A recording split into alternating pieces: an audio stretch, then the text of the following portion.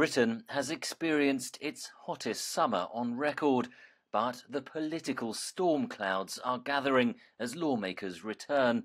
The withdrawal agreement with Brussels has yet to be signed, raising the prospect of a chaotic no-deal Brexit on next year's March 29th deadline, say the authors of a report on the UK in a changing Europe.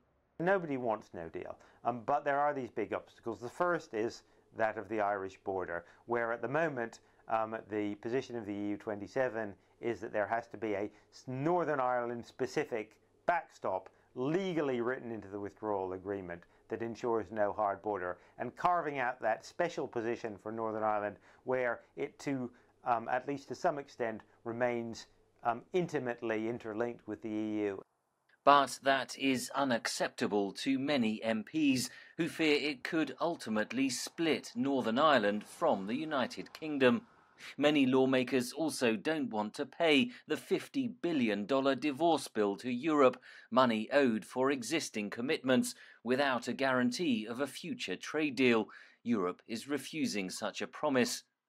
So it's not just about trade. There are all sorts of other things that would come to a grinding halt on March 30th if we crashed out without any deal at all. The report warns trade with the EU would face immediate disruption, with potential food and medicine shortages. Safety certification for British aircraft would become invalid, possibly grounding flights. The rights of British citizens living in the EU would be thrown into doubt, but the government insists a no-deal Brexit is unlikely. We are taking the action to avoid, to minimise and to mitigate these potential risks, so we are equipped to manage any short-term disruption. But some European governments are resisting concessions to Britain. In Europe, certainly in France and Germany, in the Commission, that any sort of deal that appears to be allow the UK to pick and choose, to cherry pick, to have its cake and eat it, would indeed encourage disintegrationist and populist forces elsewhere in Europe. The political battles were mirrored on the high seas recently as British and French fishermen clashed in the English Channel.